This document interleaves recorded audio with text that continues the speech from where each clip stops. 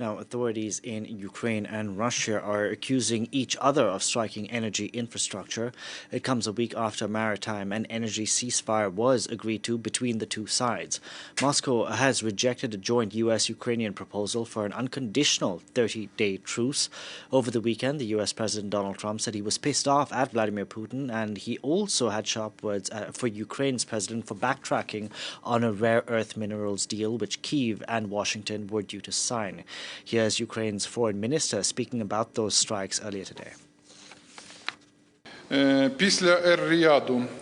After negotiations in Riyadh, one of the agreements with the United States was not to strike energy infrastructure. However, Russia continues to violate this agreement.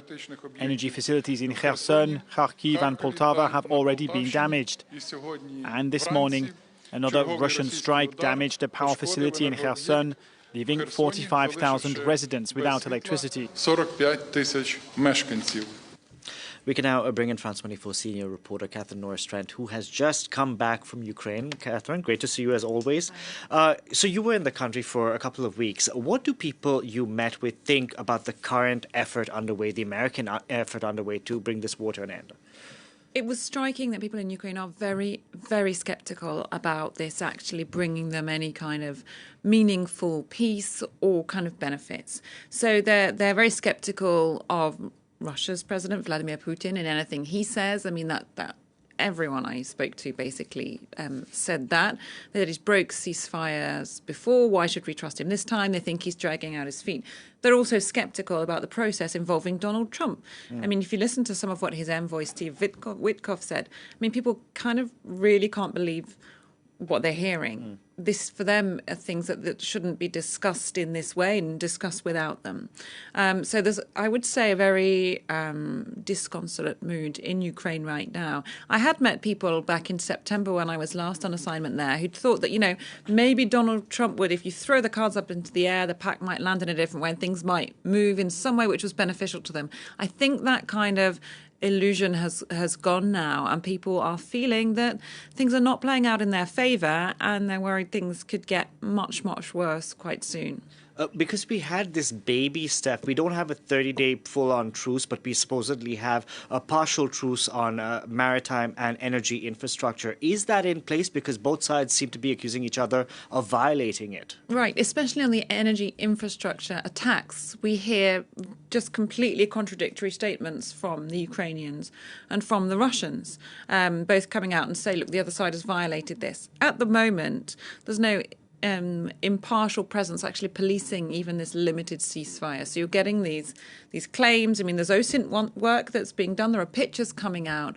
So at the moment, yeah, you've got these tit-for-tat reports. So it seems that even that is difficult to put in place, which, you know, brings the question of if there was a full ceasefire or a truce, who would police that? Who would be on the ground? Because people who are seen as fair brokers by Ukraine are not by Russia. Russia has repeatedly said that it doesn't want to see any European troops or NATO troops on the ground, even as some kind of peacekeeping or reassurance force. So, you know, there are so many details to any kind of ceasefire to be worked out before we even get there. And I think the fact that we're seeing this blame game on the energy infrastructure just highlights that.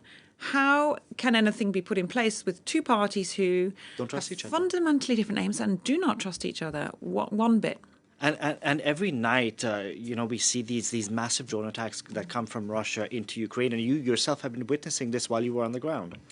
Yeah, that's correct. So this war has long been a drone war.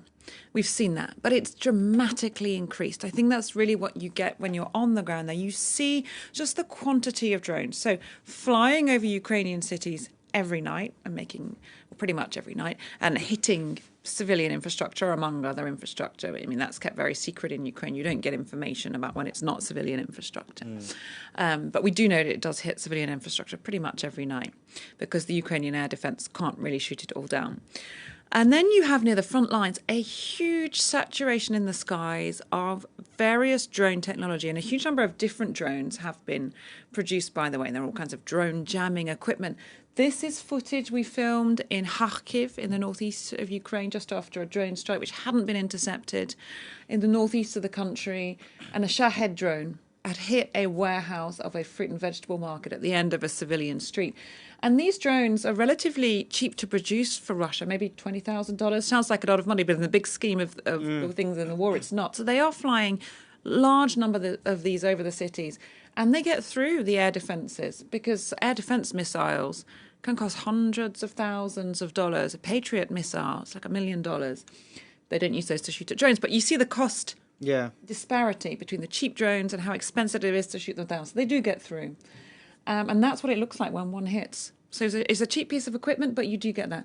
And I want to bring you an extract of a report we did, actually, from near the front lines, where there are just constant drones flying overhead, and it's terrifying because you hear the engine, you hear it coming, you hear the machine gun fire of the Ukrainian forces desperately trying to shoot it down, and the people there hide because they know that anyone who's spotted is basically a target. And so you get out of view of it as you can. We were wearing our flak jackets under our clothes because if you're spotted in a flak jacket, you are a target. So look, you can take a look at this report and you can kind of just see the fear and the panic when you hear that drone flying overhead. Suddenly, there's a sound of another drone engine in the sky.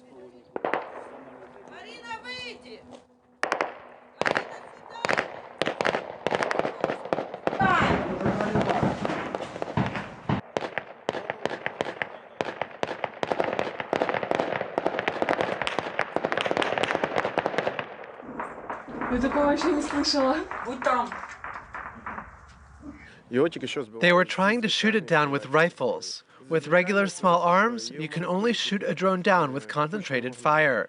And since it's flying at high speed, it's very hard to hit. There are rockets that could shoot down these drones, but it's a question of cost of the drones compared to the rocket. So that's just one example, Delano, but that happens several times every single day. The troops are very nervous about it, not just the people there who are living under this threat of drone strikes, but the troops are very nervous. Even getting to and from the frontline positions has become extremely dangerous for them, and it's something they are visibly nervous about. When you're with them and you see them driving, they drive at high speeds, they get there, they get under cover as quickly as they can. And that's happening in broad daylight as well. Yeah, that is happening all over the country. This was actually a village in the Dnipropetrovsk region of Ukraine, which until now had not been under threat of the Russian troops. I mean, they bombed it, they had strikes on it, but the front line is getting so closer that the Russians are close to getting perhaps some territory soon in that region for the first time ever, and including in 2014. You can see that it's outside of the Donbass there. This front line has, despite the efforts of the Ukrainian army, been creeping ever forward. And you have an extract to show us from Sumy? Yeah, so we went up to the north of the country, the Sumy region, and it's from there, if you remember, that the Ukrainian forces pushed forward into Kursk, into that northern region, Russia, actually, a southern bit of Russia, and they'd got that enclave. They're almost completely been pushed out. There's still got a bit of territory, we understand from sources we spoke to. But you've got a new wave of refugees, and you can see them there. Often, again, these are old people coming, and they're fleeing villages because not only are the Russians pushing the Ukrainians out, they're actually pushing into Ukrainian territory in that area. So they're firing again with drones, shelling it pretty heavily. And so these people are, again, leaving their homes, and they're worried that Russia is trying to create some kind of buffer zone there in the north of Ukraine and trying to press forward. Very fierce fighting going on by all means. And you can listen to what some of those people there in the Sumy region told us. I know Russian scouts are hidden away, but advancing. They're trying to penetrate our soldiers' lines. We came under fire from their fighters and artillery. I was in my house. Everything was shaking. I hid my head under a blanket and just waited. It's very hard for the elderly to leave their homes, their villages, their families. Very hard. If there is a ceasefire, it will give our leaders time to reach an agreement. And above all, it will stop the bombing. So those people, they're very much fearing that this offensive there will continue. And in fact, Ukrainian President Volodymyr Zelensky and several Ukrainian officials are fearing that now Russia is actually preparing a spring-summer offensive, not only on that front, but also in the east, in the Donbass, and in the south. Because they'd used a lot of troops in that Kursk offensive, and the Russian troops had deployed a great number of troops there. And now that they've got the upper hand, they could redeploy to other front lines and try and push forward to gain as much ground as they can before any kind of ceasefire could come into place. A real ceasefire, indeed. Captain, thank you very much for that. Captain Norris, Trent there.